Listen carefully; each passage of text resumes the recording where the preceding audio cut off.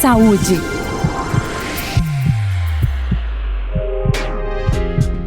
Esse conteúdo foi desenvolvido em parceria com a AstraZeneca Brasil. Para conhecer mais sobre a AstraZeneca Brasil, siga @AstraZenecaBR no Instagram. O nosso assunto hoje aqui no Jovem Pan Saúde é o câncer de mama. Estamos em um mês importante para a conscientização sobre a prevenção e o tratamento desta doença, que é mais comum entre as mulheres. Neste Outubro Rosa, vamos esclarecer dúvidas, trazer informações mais completas sobre tratamento e ajudar você a se prevenir. Um dado importante que vai dimensionar a necessidade da prevenção é o registro anual de mais de 66 mil novos casos de câncer de mama, segundo o Instituto Nacional do Câncer. Mas eu não vou ficar aqui trazendo muitos números, não. Eu quero ouvir os especialistas, eles têm muito a dizer. Você sabe, nessa nossa conversa aqui, o objetivo é ajudar você e as pessoas próximas a você com mais informações. O nosso assunto em tela é o câncer de mama. Estamos recebendo aqui no Jovem Pan Saúde o médico oncologista do Hospital Albert Einstein, Rafael Calix, e a médica Débora Gagliato, integrante do Comitê Científico do Instituto Vencer o Câncer e oncologista do Centro de Oncologia da BP, a Beneficência Portuguesa de São Paulo. Doutor Rafael, muito obrigado pelo tempo, por estar aqui comigo. Doutora Débora, também muito obrigado. Obrigada pelo convite. Bom, e para começar, e para começar o nosso papo, deixar todo mundo na mesma tela, a gente está falando muito, né, sobre o gene, tá? A gente fala muito sobre genética, fala sobre a gente, por causa da pandemia, aí todo mundo entendeu a importância de fazer, né, o mapeamento, entender, poxa, o que é essa doença e tudo mais. E no caso do câncer, não é uma novidade que as pesquisas todas se debruçam a entender o comportamento dessas células, a entender como isso tudo se manifesta, para poder lá na origem buscar as respostas para o tratamento e para o combate efetivo a essa doença. Então eu queria que, enfim, o doutor Rafael pudesse nos ajudar aqui explicando o que é o câncer de mama, né? Como é que ele se manifesta e a partir daí, dessa base zero aqui para a nossa conversa, a gente segue falando. O que é, afinal, doutor? Bom, vamos lá, vamos só dar uma contextualização. Primeiro, muito obrigado pelo convite. Olá, Débora, é um prazer conversar com vocês todos. Então, o câncer de mama é o câncer mais incidente nas mulheres, é o câncer mais comum entre as mulheres e, lamentavelmente, é um dos mais letais entre as mulheres. Então, se você for ver quantas mulheres morrem no mundo de câncer e, dentre essas, quantas morrem de câncer de mama, vocês vão ver que o câncer que mais mata as mulheres no mundo é o câncer de mama. Apesar disso, o câncer de mama é extraordinariamente curável, é uma doença que pode ser curada numa imensa maioria dos casos, desde que seja diagnosticado precocemente e desde que a gente consiga prover as mulheres com o tratamento adequado no momento certo, né? E por conta dessa curabilidade do câncer de mama em sendo detectado precocemente e por conta da curabilidade em se oferecendo o tratamento adequado, é extraordinariamente importante orientar a sociedade, orientar as mulheres e as pacientes sobre a necessidade de detectar cedo, fazendo a prevenção que a gente chama de secundária. É importante a gente ensinar para as mulheres na sociedade o que elas podem fazer para prevenir o câncer, para começo de conversa, e é importante também orientar aquelas mulheres que lamentavelmente acabam sendo diagnosticadas com a doença, qual é a melhor forma de enfrentar essa doença, quais são os tratamentos disponíveis e assim por diante. E é nesse contexto que se insere o Outubro Rosa, já desde 1985, se não me engano, é uma campanha mundial de conscientização da sociedade como um todo, não só de pacientes, mas da sociedade como um todo, sobre a importância de se detectar cedo o câncer de mama, a importância de se prevenir naquilo que é possível prevenir o câncer de mama, e para aquelas pacientes que forem diagnosticadas, a necessidade de se oferecer o melhor tratamento. Não sei, Débora, você quer complementar? Vamos fazendo um jogral aqui, não? Eu acho que você falou bem a importância do diagnóstico precoce, né? O câncer de mama é uma doença realmente, quanto mais precoce o diagnóstico, maiores as chances de cura. Nós temos aí o câncer se desenvolvendo a partir de geralmente uma mutação adquirida numa célula da mama, né? Ele acabou perguntando uma questão super importante, que é a questão genética. Claro, nós costumamos avaliar essa parte também da hereditariedade. O câncer de mama pode se desenvolver porque a mulher, ela herda um gene ou do pai ou da mãe que pode causar uma predisposição ao desenvolvimento da doença, e o gene mais famoso associado a isso é o gene BRCA1 e 2, mas a grande maioria dos tumores de mama são esporádicos, ou seja, eles ocorrem quando uma mutação espontânea ela surge numa célula da mama que está se desenvolvendo, e essa célula passa a ter a capacidade de crescer sem um freio, né, se proliferar realmente, e aí mandar as células via sistema linfático para os gânglios da axila, via hematogênica, inclusive para outros órgãos do corpo. Então é importante sim a história familiar, é importante conhecer genética, hereditariedade, mas a grande maioria dos pacientes não tem uma mutação que hoje a gente consiga identificar. Agora, doutora, a gente, claro, sabe da importância desse acompanhamento, e as estatísticas mostram aí a idade, né, o doutor até mencionava, a idade a partir da qual começa a se tornar mais frequente o registro, não é, dos casos da doença, mas é um acompanhamento para a vida toda, desde muito jovem até, enfim, até o fim da vida, para se conhecer. E aí vocês falam sobre essas alterações e aí o foco, claro, nesse desenvolvimento de um tratamento, né, precoce. A pergunta é a seguinte: que sintomas, doutora, o paciente vai identificar e que tem que acender já o sinal de alerta? Opa, peraí, isso aqui pode ser câncer de mama, e aí buscar de maneira mais efetiva o acompanhamento médico. O que muda no corpo que demonstra a possibilidade do câncer? É importante a gente ressaltar que a mamografia ela serve justamente para fazer um screening enquanto o paciente não tem nenhum sintoma, e por isso as mulheres a partir dos 40 anos de idade devem fazer a sua mamografia e ultrassom de mama anualmente, porque o câncer de mama pode não dar absolutamente nenhum sintoma. Em geral, os sintomas surgem à medida que o tumor ele vai evoluindo na mama, e ele pode aparecer à medida, os sinais e sintomas do câncer de mama podem ser um nódulo palpável na mama ou na axila, pode ter uma alteração de pele da mama, a pele mais vermelha, um pouco mais inchada, uma simetria entre uma mama e outra, também é muito comum, por isso que além dos exames de screening anualmente, a mulher ela deve se conhecer, né? Então deve se olhar no espelho, comparar uma mama com a outra. Em geral as mamas são assimétricas normalmente, deve eleger um dia do mês para fazer o autoexame, fazer a palpação, para que mesmo que os exames há 6, 7 meses atrás estejam normais, se ela notar alguma alteração, ela deve antecipar a sua avaliação médica. Então, os sintomas, o câncer de mama pode ser assintomático, como é a maioria dos casos, mas pode aparecer como nódulo na mama, alteração de pele da mama, simetria, saída de secreção pelo mamilo, então ele pode se manifestar dessas formas.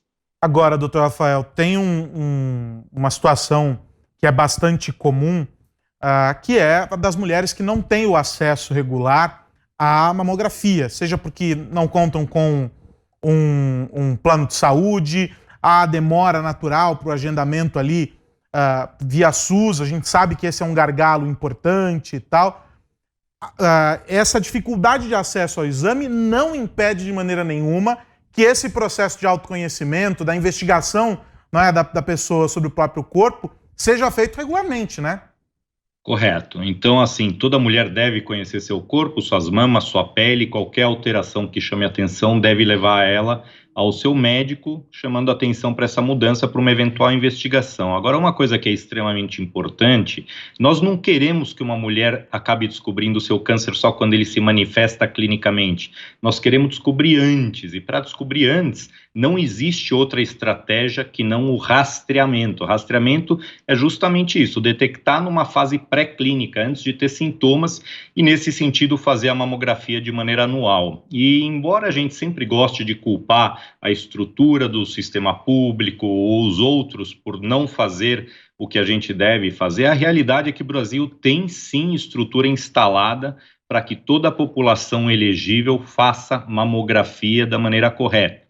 Existe uma controvérsia no Brasil onde o Ministério da Saúde recomenda que a mamografia seja iniciada somente a partir dos 50 anos e de maneira bianual, ou seja, a cada 2 anos, enquanto que todas as sociedades médicas, e nós dois, a Débora e eu inclusive, recomendamos que se comece aos 40 anos. Mas vamos deixar essa questão de lado um pouco, se começa aos 40 ou aos 50, a realidade é que no Brasil, menos de 1/3 das mulheres que deveriam fazer mamografia a partir dos 50, de acordo com o Ministério, de fato fazem essa mamografia no tempo correto. E isto não é responsabilidade única e exclusiva do governo, isto é responsabilidade nossa, da sociedade, das mulheres na nossa sociedade, que tem que criar essa consciência da necessidade de rastrear. E a gente só vai conseguir diminuir mortes por câncer de mama graças a um programa de rastreamento nacional no momento em que pelo menos 70% das mulheres elegíveis façam a sua mamografia de rastreamento. Porque fazer mamografia e ultrassom diagnóstico, que é quando a mulher já sentiu o nódulo, essas não são as mulheres facilmente curáveis que a gente sempre fala. Aquelas facilmente curáveis, facilmente curáveis, são as que detectaram o câncer numa fase pré-clínica. Então, a gente não pode usar desculpa de que não tem mamógrafo, o agendamento é muito difícil. Nós temos que todos os dias lembrar que é nossa responsabilidade fazer esses exames de prevenção, seja na saúde pública, seja na saúde suplementar. E aqui eu lanço um alerta: durante a pandemia, houve uma redução de quase 70% nas mamografias no Brasil.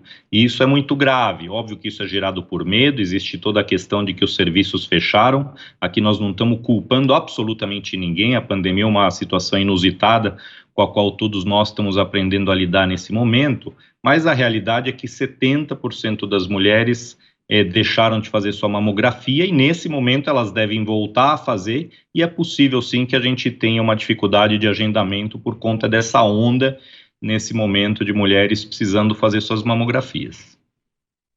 Doutor, isso que o senhor está dizendo, porque conversa com outro aspecto da saúde que as pessoas acabam negligenciando e que não diz respeito só ao câncer de mama, que é a manutenção, não é? Os exames preventivos, a manutenção desse cuidado, né? Fazer lá os exames gerais, o acompanhamento, pelo menos uma vez por ano, com um médico que faça uma visão geral sobre o estado da saúde do indivíduo. As pessoas elas não têm por hábito fazer essa busca antecipada para qualquer cenário. E isso se torna ainda mais grave numa situação como essa, em que nós estamos tratando aqui, que é a que envolve o câncer, né? E dizem, né, as pesquisas mostram, as mulheres se cuidam, ainda procuram isso muito mais do que os homens, mas justamente numa doença que acomete mais as mulheres, é que tá a falta desse cuidado delas, né, doutora? Eu acho que, claro que existem alguns fatores, procurar se conhecer, fazer os exames de rotina anualmente, não postergar, é super importante.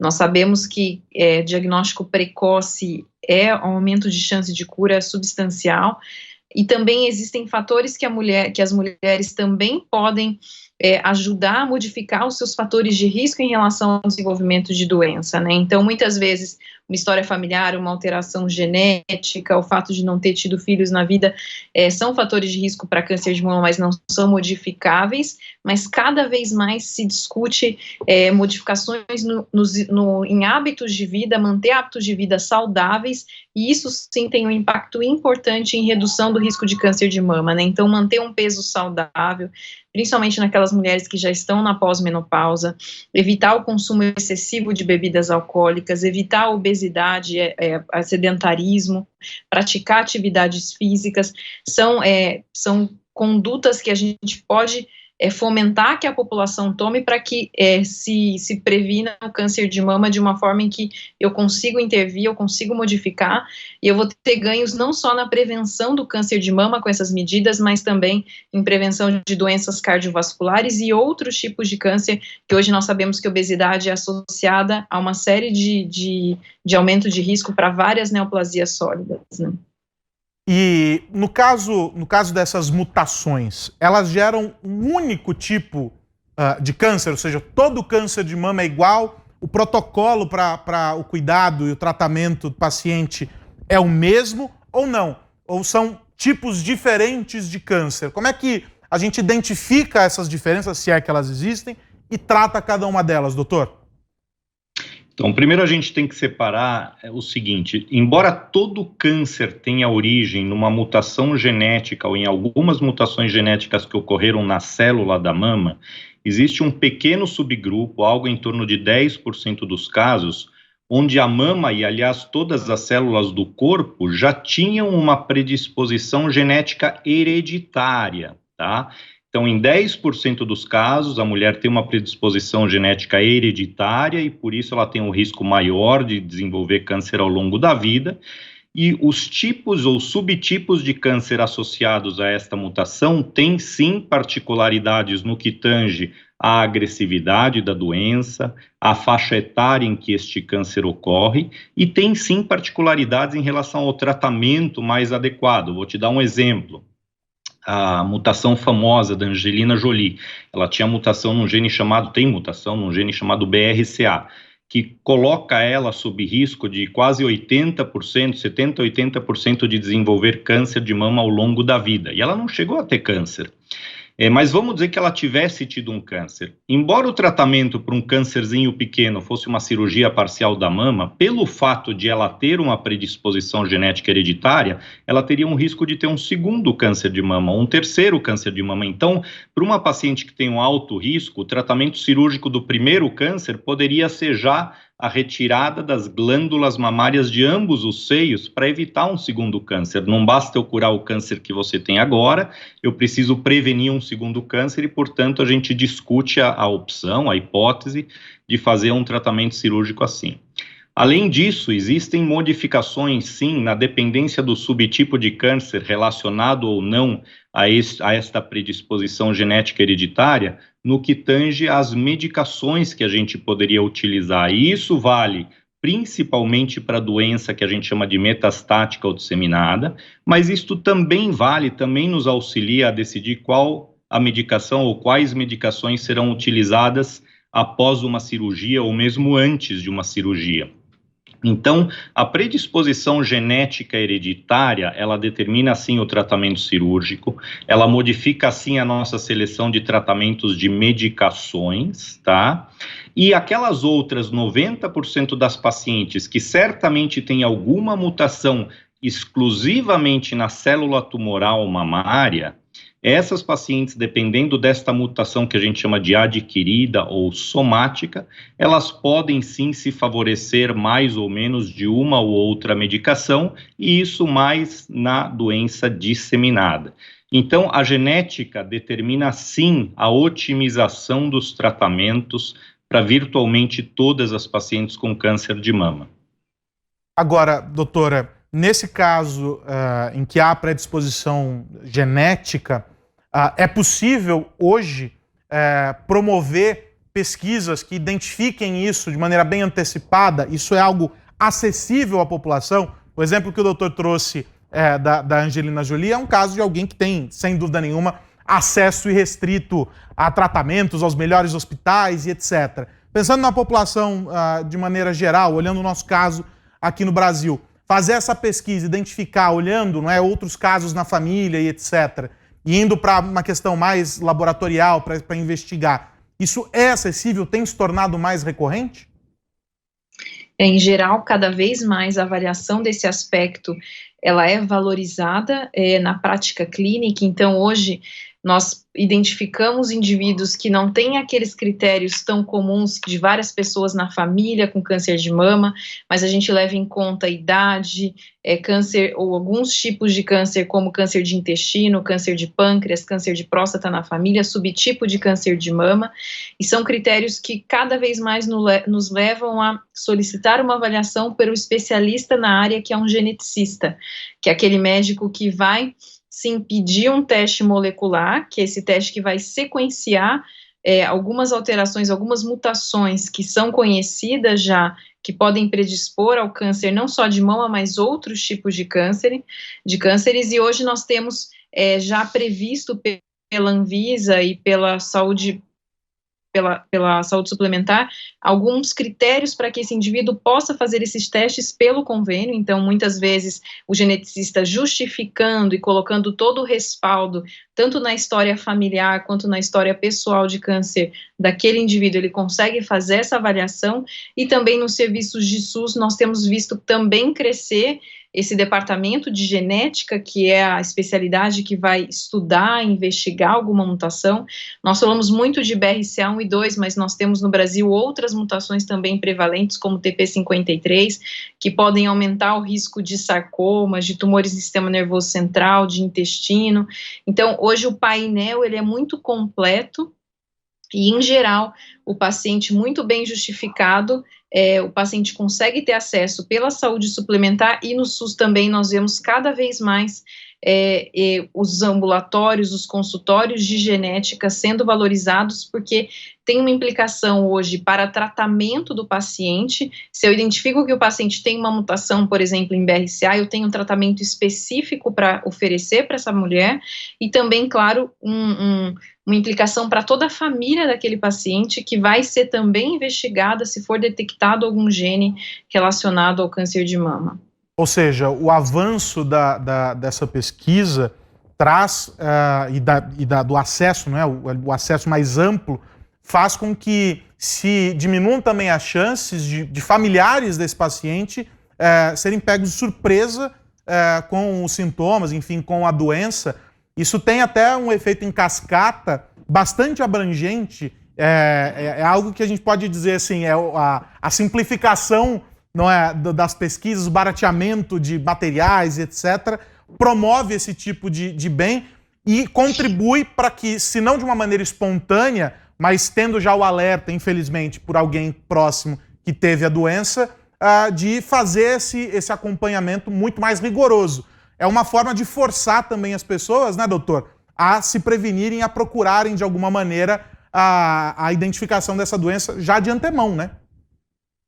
Via de regra, neste momento, a maioria dos casos de investigação genética é desencadeado com base num diagnóstico de câncer. Então, você teve câncer, você tem uma idade jovem, você tem uma prima irmã que teve um câncer de mama, aí a paciente vai para um geneticista e começa uma investigação. Mas, de fato, o ideal seria que uma mulher com histórico familiar importante de câncer de mama, especialmente em idade jovem, pudesse fazer essa investigação mesmo antes de desenvolver o câncer. E se não ela, que o parente que teve câncer pudesse fazer essa investigação. Então funcionaria assim, vamos dizer que você é uma paciente de 30 anos de idade, cuja mãe e cuja tia materna tiveram câncer lá aos seus 40 e poucos anos de idade, e uma delas está viva, a outra veio a falecer da doença. Então você, paciente, iria para o seu ginecologista e falaria assim, olha, eu tenho uma história familiar importante de câncer de mama, minha tia e minha mãe tiveram câncer de mama, minha mãe é viva.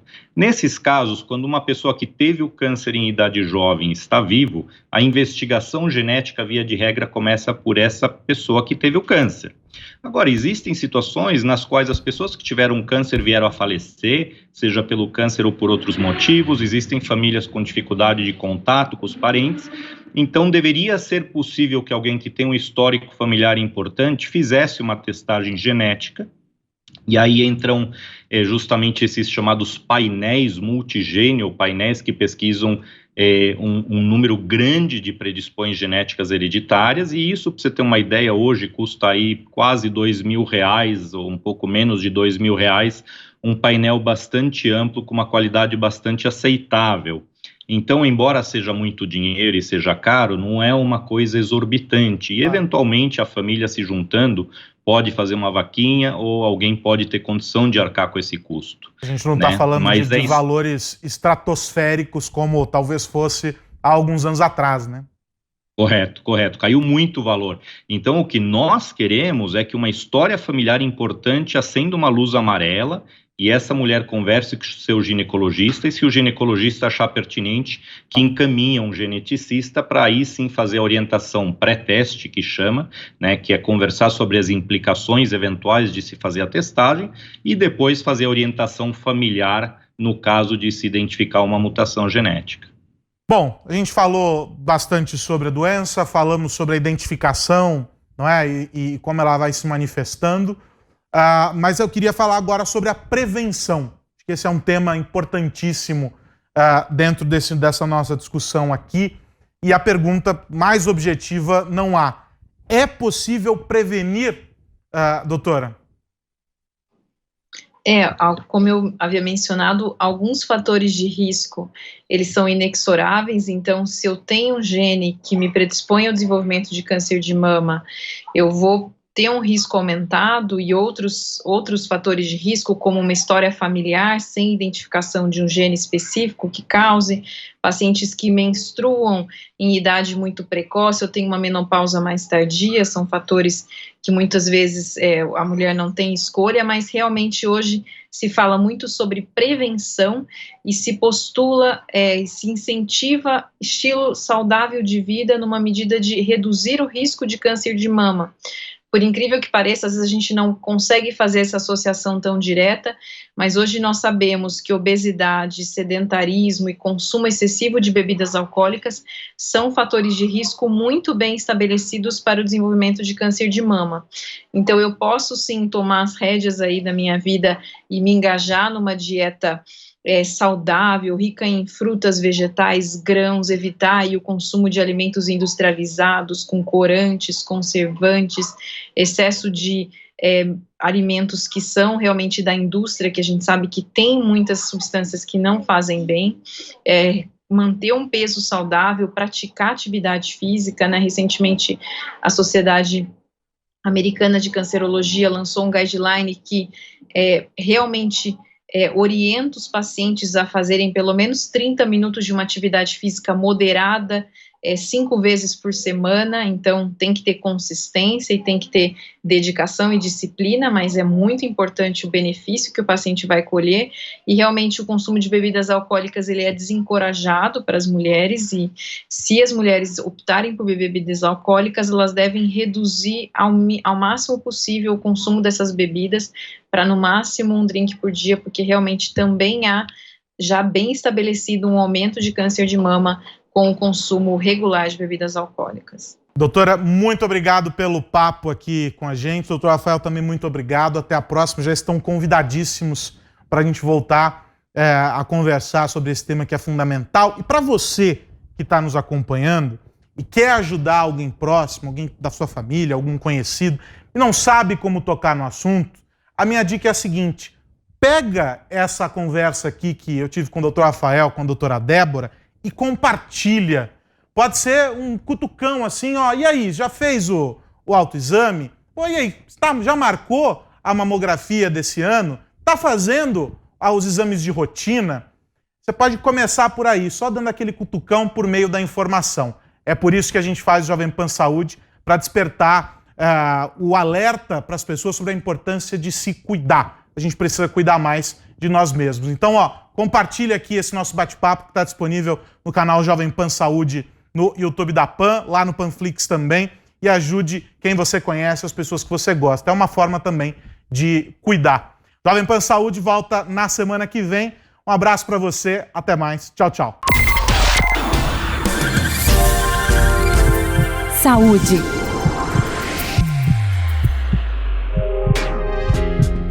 Esse conteúdo foi desenvolvido em parceria com a AstraZeneca Brasil.